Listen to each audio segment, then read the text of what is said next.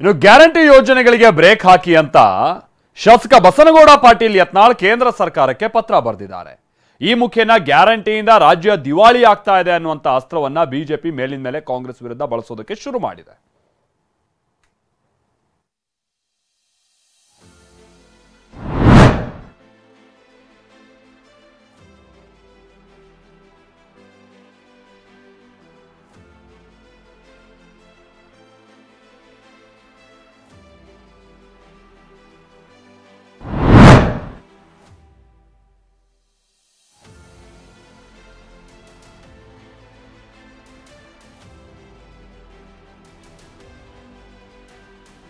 Guarantee guarantee ಪಂಚ guarantee ಜಾರಿ ಮಾಡೋ ಮೂಲಕ ಕಾಂಗ್ರೆಸ್ ಸರ್ಕಾರ ಪ್ರಚಂಡ ಗೆಲುವನ್ನೇ ಸಾಧಿಸಿತ್ತು.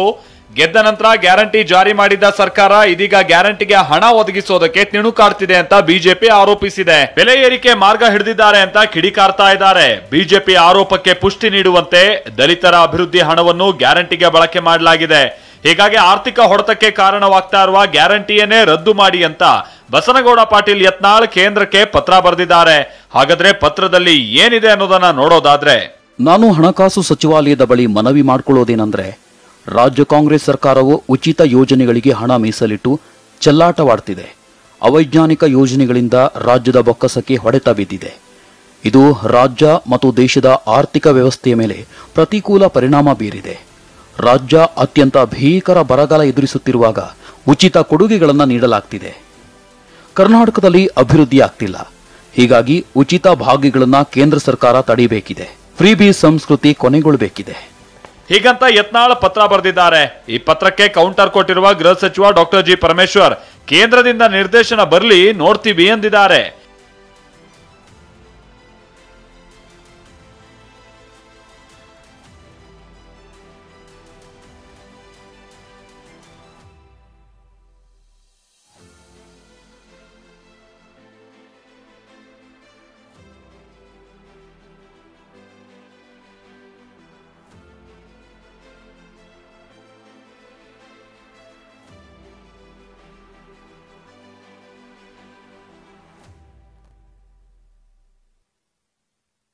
ಗ್ಯಾರಂಟಿಯಿಂದ ಆರ್ಥಿಕ ಬರೆ ಆಗ್ತಾ ಇದೆ ಅಂತ ಯುದ್ಧ ಮುಂದುವರಿಸಿರುವ ಬಿಜೆಪಿ ನಾಯಕರು ಕಾಂಗ್ರೆಸ್ ವಿರುದ್ಧ ಗುಡುಗಿದ್ದಾರೆ. ಸಿಎಂ ಸಿದ್ದರಾಮಯ್ಯ ಸರ್ಕಾರ ಆರ್ಥಿಕವಾಗಿ ದಿವಾಳಿಯಾಗಿದೆ ಅಂತ ವಿಪಕ್ಷ ನಾಯಕ ಆರ್ ಅಶೋಕ್ ಟ್ವೀಟ್ ಮೂಲಕ ಆಕ್ರೋಶ ವ್ಯಕ್ತಪಡಿಸಿದ್ದಾರೆ. ಗ್ಯಾರಂಟಿ ನಿರ್ವಹಣೆಯಲ್ಲಿ ಕಾಂಗ್ರೆಸ್ ವಿಫಲವಾಗಿದ್ದು ಬೆಲೆ ಏರಿಕೆ ಮಾಡ್ತಾ ಇದೆ ಅಂತ ಬಿಜೆಪಿ ಶಾಸಕ ಅಶ್ವಥ್ ನಾರಾಯಣ್ ಕಿಡಿಕಾರಿದ್ದಾರೆ.